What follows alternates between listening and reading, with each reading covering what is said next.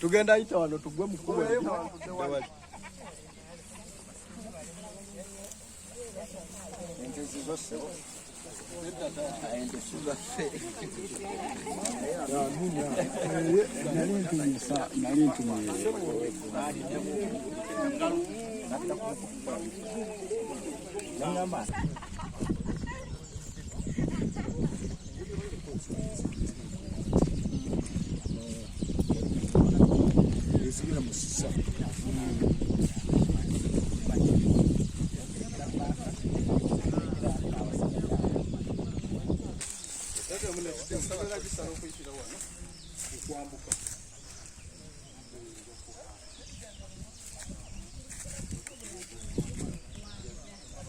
Taka lyo muzira mbazira 222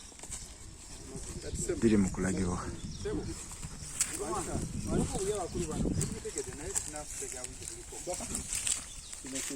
Awagenda okuva ettaka ly'omuzira mbazira 222 okuyitira mu layini eyo twalaga mu kkubo eri okwambuka waggulu okugenda mu layini eyo okwambuka waggulu tugenda okusala yiika emu n'ekitundu ey'omuzira mbazira era ekkubo erigenda okuba alimuleeta lyekkubo liri kutubuulizzaamu obwanga ejje abe ng'asobola okutuuka bulungi nnyo ku ttaka kati twambuke tulabe ensalo gye zigenda okuba nga zikoma mpola balage ensalo zonna gye zigenda okuba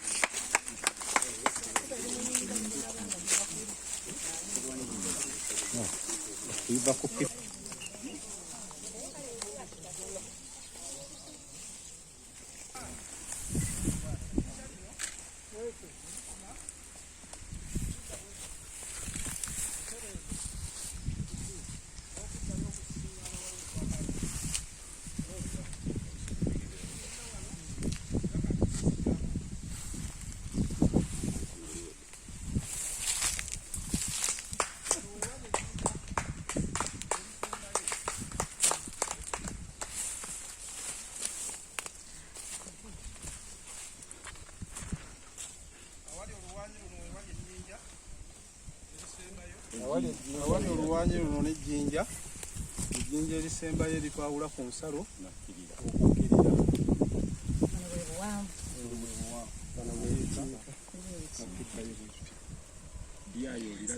Ndiye mukama wange.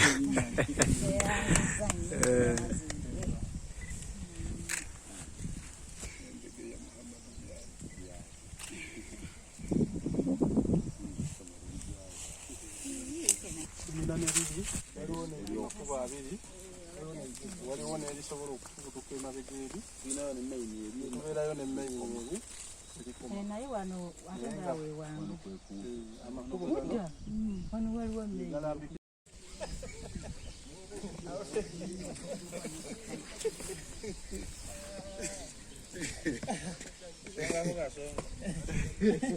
osongako kasonga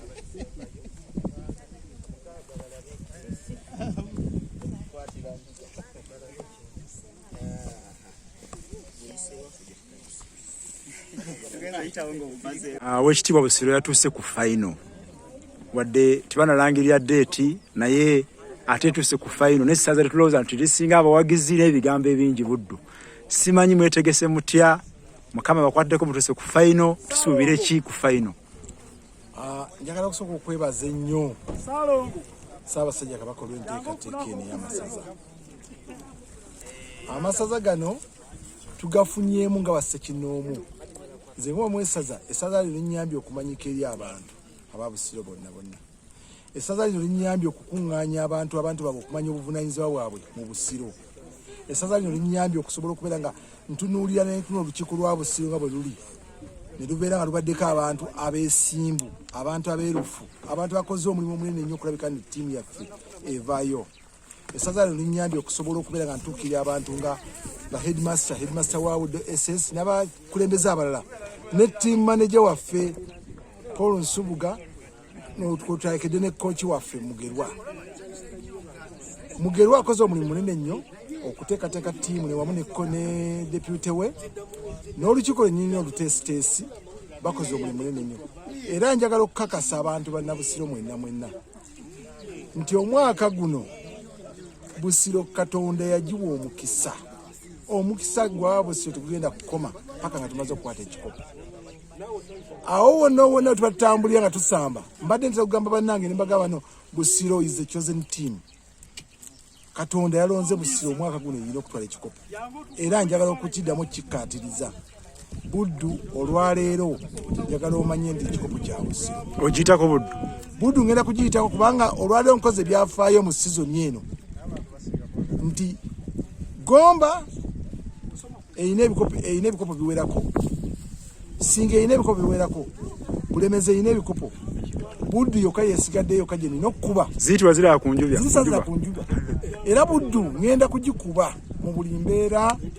nsobole okubeera nga nkwata ekikopo kyaffe kwata Ssaabasajja Kabaka mu ngalo naffe tufune ku ssanyu ery'okuyingira mu lubu olw'abeesiimye kubanga kati bo bali mu lubu olw'abeesiimye naye Busiro gwe mulundi gwayo gusooka okugenda kubeera ngakola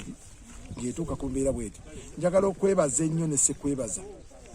ttiimu yaffe neebaza olukiiko olwa ttiimu olukulembera Oweekitiibwa Damulira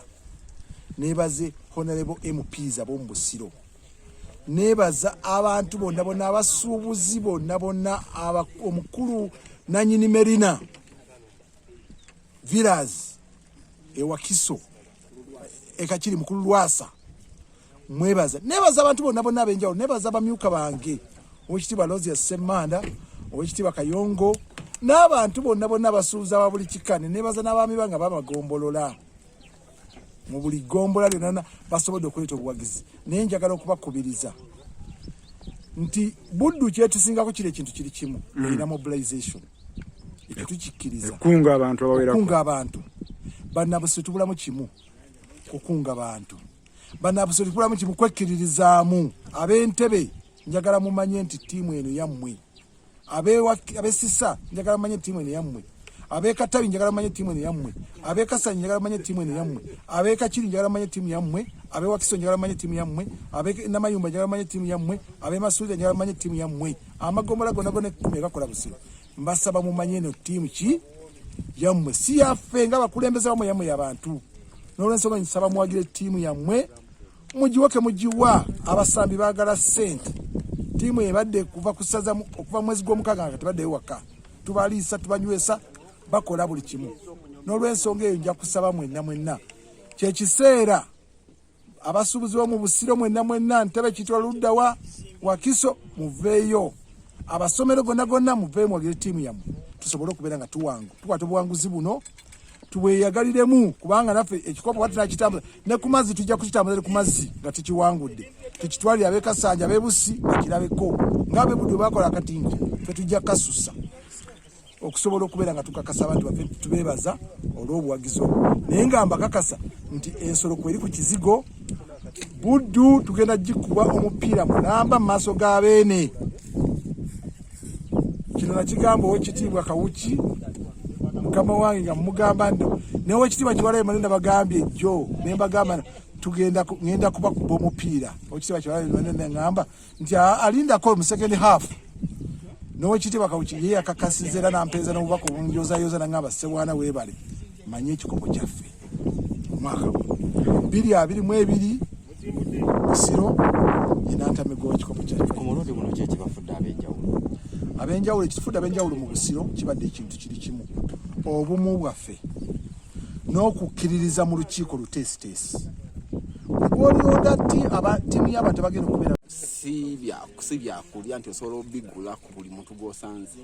n'agamba nti oyo yenna agula ettaka ayina okukola okunoonyereza si ku ttaka lyokka lyagenda okugula oba ne kwoyo alitunda so eyo ye principle ebiringa principle protecting agula ettaka okubeera kyetuyita bonafide purchaser for value without notice. Olina okubanga okoze okunoonyereza okumala ku ttaka ly'ogula ne kwoyo gw'oligulako okulaba nti nno muntu mutuufu n'ettaka tuufu.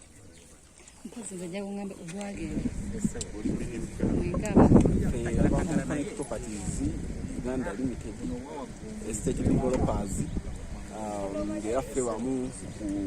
ku bavujjidde entanda ya Buganda ey'omwaka 2022 tusazeewo leero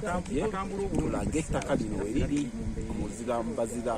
ow'omwaka guno yagenda okuwangula.